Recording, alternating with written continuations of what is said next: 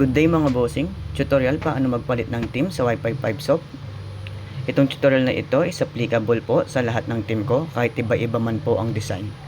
So make sure na masundan nyo po itong tutorial ko para maiwasan po yung tanong at mga error. Itong team ko po is not free, 150 Gcash per main vendor serial, meaning 1 team ID is equal to 1 vendor only. Hindi po pwedeng magamit ang team ko sa ibang machine or sa ibang vendor serial. So, start po natin. Isasend ko po yung file link sa messenger nyo kasama po yung team ID. So, as you can see, ito na po yung mga file. Pwede nyo pong i-download yan pa isa-isa. For example, this is a folder file. So, hindi nyo po pwedeng i-download yan. Need nyo po munang i-tap yan. Then, yung laman ng folder na to, doon nyo po lang po pwedeng i-download ng pa isa-isa. Or else, kung gusto nyo isahan download na lang, is eto po. Download all at once. Zip file po ito. Once na ma-download nyo po ito is extract na lang po sa phone nyo. Ang pag-extract ng phone is depende yan po yan sa mobile nyo. If meron itong pang-extract ng zip file. Or else, pwede kayo mag-download sa Play Store. So, since na-download ko na yon, hindi ko na po siya i-download ulit. I-locate ko na lang po siya. So, pag-locate ng files, nasa download folder ko yon. So, my file. Then, instead of this, mas gusto ko siya dito sa device storage. So, click sa device storage. Then, hanapin ko lang yung download. Kung mapapansin nyo, ito na po yung download all at once. I-extract ko lang po siya. Is dito din mismo. So, yung phone ko, capable sa pag-extract ng zip file. Then, extract ko lang siya. Then, extract all. Extract to parent folder. Since extracted successfully, back lang ako. At ayun na po. Mapapansin nyo, ito na po. Then, click lang. Then, ayan. Downloaded na po lahat ng files. Isang beses nang dinownload at nandyan na po lahat ng files. So, start na natin yung pag-apply ng team. As you can see, meron dito is readme first. Again, readme first. Ibig sabihin po is siya ang mauuna. So, tap ko siya. Then, open ko lang siya sa Chrome. So, ayun. Need nyo din po palang malaman kung anong version ng inyong bendo. So, in my case, ang version ko is 3.5.78 RC4.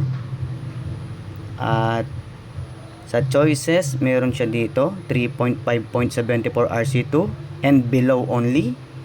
At 3.5.74 RC3 and up only. Bakit wala yung version ko na 3.5.78 RC4? So, ano ang i-download ko or i-copy ko? Simple, eto po, up only.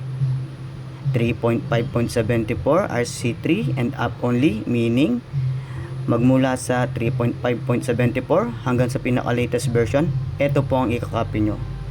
Then, copy nyo lang po. So, again, tap and hold. Then, copy. Tandaan po yung password na Wi-Fi 5. Okay?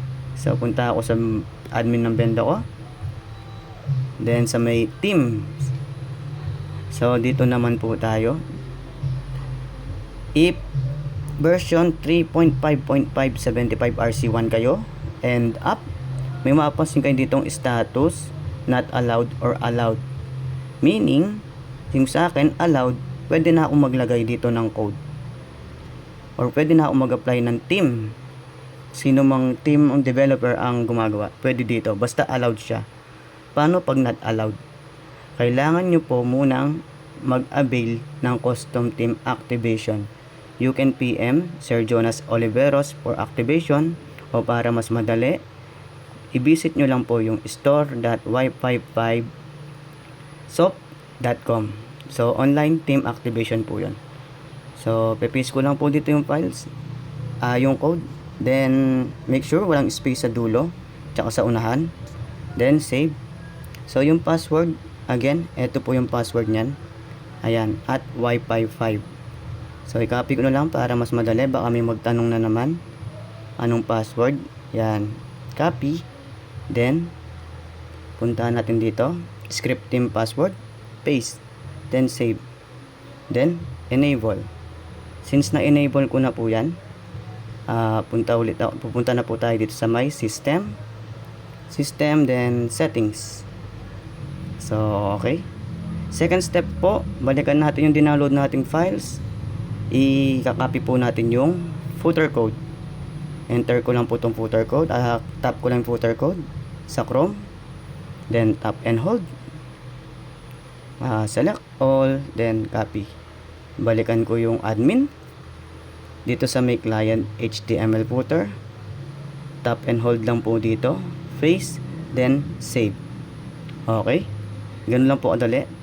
Ngayon kailangan na po natin i-upload yung mga files kasi di po under yung team kung ganun lang ang ginawa nyo. For example, refresh natin to, so walang nagbago, meron lang na idagdag dito. Yan yung footer code. So balik tayo dito, hanapin nyo lang po yung files. Yung files na yan, itap nyo po itong add, then choose file, then media picker. Again, instead of download, mas maganda kung i-locate nyo po yung mismong files nyo. So akin Epo Reno 8 5G, then sa may download, then ilo-locate ko lang po yung download all at once. Ayan, SSGX00. Then upload ko lang po dito is yung Wi-Fi 5 IPTV.js. Meaning, inonote ko lang to na important files po itong Wi-Fi 5 IPTV.js. Hindi po ito IPTV, hindi po ito yung galing kay Sir Jonas. Ito na po yung team ko. So pag wala po ito, pag binura nyo po ito, hindi po under ang team ko. At ang partner po nito is itong SSGX00, which is important files din. Hindi nyo po pwedeng na i-upload nyo lang ito, tapos ito hindi nyo po i-upload. So kailangan po pag in-upload nyo to, ma-upload din po ito. At hindi po pwede itong Wi-Fi 5 IPTV.js na to, na ibang file na galing sa iba. Dapat po galing sa files yung i-upload nyo. So sana po malinaw, no? So resume po tayo. Tap ko lang po ito, then upload. Again, add ulit, choose file, media picker, then itong SSGX00, kakasabi ko lang po, no?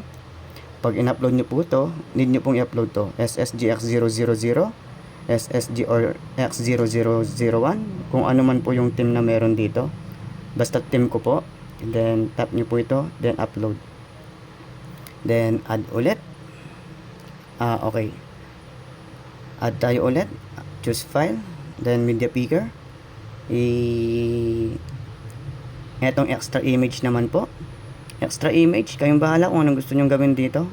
Pwede namang i-edit yung mga yan, pwedeng ilagay kung anong gusto nyong image. So since team naman ko ito, free naman po ito, pero pwede nyo pong ipalitan lahat yan, kayo na pong bahala dyan. So upload ko lang po lahat, upload ko po ito, add, upload ko to, add, upload ko to, add, choose file, upload ko ito, add, choose file, upload ko ito. Napansin nyo po meron na siyang insert coin background. Paano po magamit to? Punta lang po kayo sa client HTML, sa default, then sa may HTML, palitan nyo lang pong insert coin mp3 into insert coin background or insert coin bg, then save. Now since okay na, tapos na po, ganun lang po kasimple yung pag-apply ng team ko. Isa na lang po hindi natin nagagawa is yung team ID natin. Yan. Pero ano ba mangyayari kung walang team ID? Okay, so pakita ko lang po kung ano mangyayari pag walang team ID, no? Refresh ko lang to, then ayun, error team ID. Pag nakita nyo po yan, tama yung ginawa nyo, pero wala pa po kayong team ID. So generate ko lang po yung team ID ko, post ko lang po itong video. Wait lang po. So ayun bossing, resume natin yung video. So yun na nga po, kaya ko po kailangan ng serial, main vendor serial is para makapag-generate po ako ng sarili nyong team ID. And kaya po hindi pwedeng magamit yung team ko sa ibang vendor, kasi yung team ko is per main vendor serial po.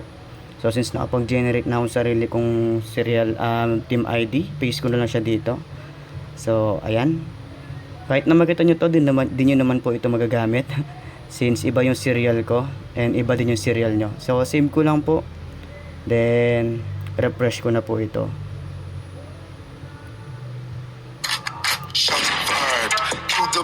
So ayun, ganun lang po kadali magpalit ng theme sa Wi-Fi 5 Soap using sa theme na ginagawa ko. Itong simple theme na ito and modern theme, this SSGX00 na 2 theme in 1 script. Meron niya mga option dito kung cyan, green or anything else. Kayo nang bahala mag settings niyan. Yan. So kung gusto niyo naman pong i-customize yan, may ilabas dito yung redeem, ilabas yung GCash, yung e-wallet or by duration. Masa-settings nyo po yan dito sa may client HTML footer. So may mga option po dyan. Basahin nyo na lang po. Madali lang naman po intindihin yan. Like background, enable portal, enable background animation, enable snowflakes, pang Christmas theme, kayong bahala dyan. Insert coin to Bendo, select modal. So true ko lang to. Marami naghahanap nito. So demo ko siya dito. Pinalitan ko siya ng true, then save ko lang po siya. Then refresh natin. As you can see, nawala po yung Bendo option dito. So nandito na po siya. Pag click ng insert coin, lilitaw na po yung select Bendo na multi-bendo. Kung naka-multi-bendo kayo, yan. Sa rates naman, then para malaman yung ibang bendo rates, click nyo lang po tong name na to, then sub bendo, then main bendo. So ganun po siya. Traditional insert coin bendo, bendo selection. Pag naman naka-false yan, eto itsura nyan, false, then refresh, yan, meron siyang select box dito. So kung gusto nyo sa mga nakasanayan nyo na, i-true nyo lang po ito. Isang features po yan ng team ko. Sa team ko lang po yan meron. So hide bendo menu, kung single bendo kayo tapos gusto nyo nakatago yung select box, true nyo lang po yan. Navbar, footer, Android download app, then kayo na humbaala dito kung ano pong gusto nyong gawin or settings sa team nyo. So ayun bossing, hanggang dito na lang po. Maraming salamat po. Ganun lang po kasimple magpalit ng theme sa Wi-Fi 5 Soap.